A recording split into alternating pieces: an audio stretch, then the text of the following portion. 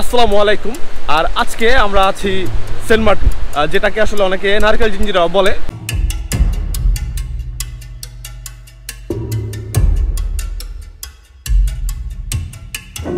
বাংলাদেশের সর্বদক্ষিণে বঙ্গোপসাগরের উত্তর পূর্বাংশে অবস্থিত এবং এটি একটি ছোট প্রবাল দ্বীপ, যেটি একমাত্র প্রবাল দ্বীপ বাংলাদেশের।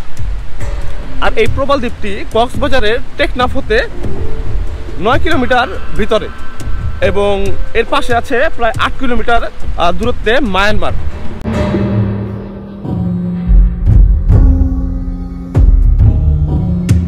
8 বর্গ কিলোমিটারের এই সেন্ট মার্টিনে বসবাস করে প্রায় 10,000 মানুষ।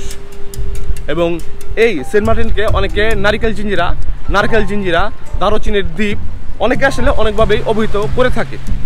এবং এই সেন্ট মার্টিনটি সর্বপ্রথম যে জনপ্রিয়তা পায় সেটা হচ্ছে কথা সাহিত্যিক হুমায়ুন আহমেদের একটা দারুচিনি দ্বীপের ছবির মাধ্যমে। তখন এই দ্বীপটি সারা বাংলাদেশে একটা সাড়া ফেলে, মানে এত সুন্দর একটা দ্বীপ যেটা আমাদের বাংলাদেশে অবস্থিত। সেই ছবির মাধ্যমে আজকে সারা বাংলাদেশে ছড়িয়ে পড়েছে। আর সেখানে আজকে আমরা ঘুরতে আসছি। তো সমুদ্রপ্রেমীদের কাছে একটা রোমাঞ্চকর নাম হচ্ছে সেন্ট মার্টিন, যেটা আসলে কিছুদিনের মধ্যে আসলে অফ হয়ে যাবে। তো যদি কেউ আসতে চান অবশ্যই খুব দ্রুত বা এই সিজন শেষ হইলে চলে আসবেন এখানে। আর আমরা ঘুরা মানে বুঝতে পারছি যে কত সুন্দর, মানে আপনি ধরে নেন যে বাংলাদেশের বুকে এক টুকরো বিদেশ। অনেকে থাইল্যান্ড যান, বাট থাইল্যান্ড না যায় এখানে আসতে পারেন।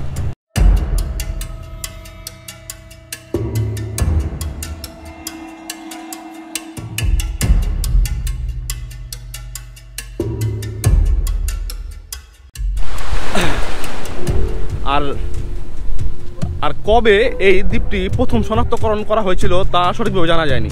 ধারণা করা হয় কিছু আরবিক বণিক যখন নাকি এই অঞ্চলে ব্যবসা বাণিজ্য প্রসারের জন্য আসে, তখন প্রায় 1890 সালের দিকে, খ্রিস্টাব্দের দিকে, তখন আসলে তারা এই দ্বীপটিতে আসলে যাতায়াতের সময় বিশ্রামের জন্য ব্যবহার করত।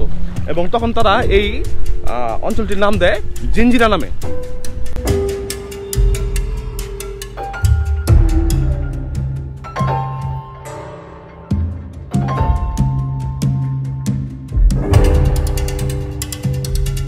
এবং 1890 খ্রিস্টাব্দের দিকে কিছু বাঙালি এবং রাখাইন সম্প্রদায় এই দ্বীপটিতে এসে বসবাস করে এবং এদের প্রধান উপজীব্য বিষয় ছিল মৎস্য শিকার করা।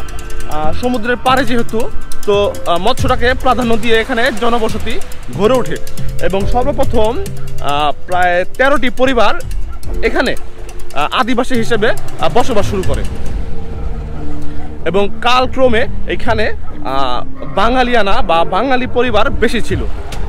এবং এই দ্বীপটির সূচনাকাল থেকেই কিছু জাউ গাছ এবং কেয়া গাছ এই দ্বীপে ছিল এবং পরবর্তীতে যখন নাকি মানুষ এখানে বসবাস শুরু করে তখন আসলে এখানে নারিকেল গাছ রোপণ করে, কারণ প্রচুর মানুষ আসলে এখানে ব্যবসা বাণিজ্য করার জন্য মানে এই দ্বীপটি ব্যবহার করত বিশ্রামের জন্য।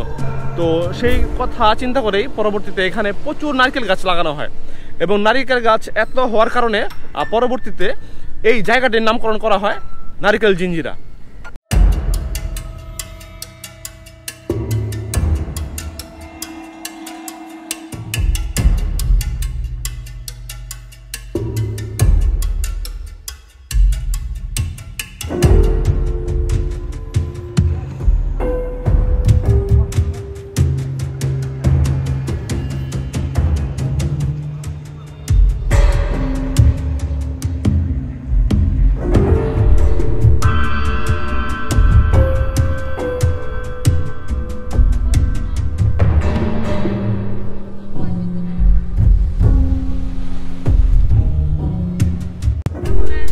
আচ্ছা, মানে হাঁটতে হাঁটতে আমরা একদম এই জায়গা থেকে আসলে আমরা শিপে চড়ছিলাম, তো এখানে আবার আসছি।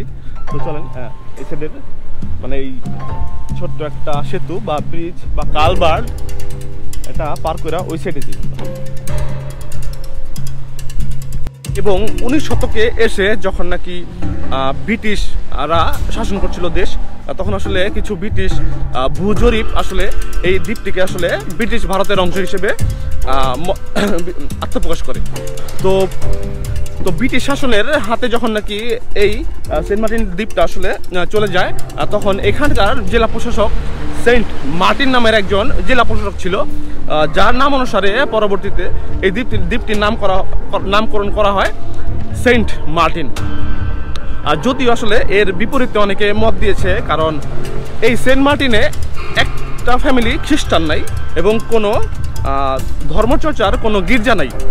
তো যার কারণে একজন জেলা প্রশাসক যদি তার নাম অনুসারে যদি এই দ্বীপের নাম পরিবর্তন করে, অবশ্যই কোনো না কোনো পরিবার বা মানুষ বা একটা গির্জা তো থাকবে, বাট তেমন কোনো কিছুই নাই খ্রিস্টানদের, বা খ্রিস্টান মানুষও নাই, গির্জাও নাই।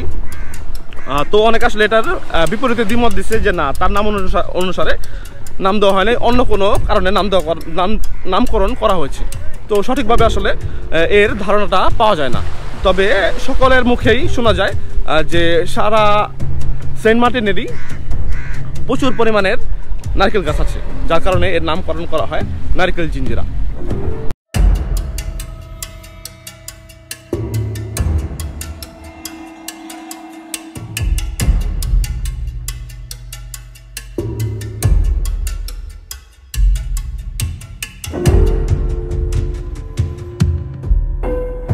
তো আজকে ভিডিওটা এখানে শেষ করছি, আর দেখা হচ্ছে অন্য কোনো দিন অন্য কোনো ভিডিওর সাথে। এবং অবশ্যই আমাকে সাপোর্ট করার জন্য আমার চ্যানেলটা সাবস্ক্রাইব করবেন এবং পাশে থাকবেন। সো নতুন কোনো ভিডিওর সাথে আবার দেখা হচ্ছে আপনাদের সাথে। আর এখানে দেখেন পরিবেশটা অনেক সুন্দর এবং ভিউটা অনেক সুন্দর। তো এখানে আমরা কিছু পিকচার নেওয়ার চেষ্টা করি, ছবি নেই। তো আজকে ভিডিওটা এখানে শেষ করছি, আর দেখা হচ্ছে অন্য কোনো দিন অন্য কোনো ভিডিওর সাথে। Tata, bye bye.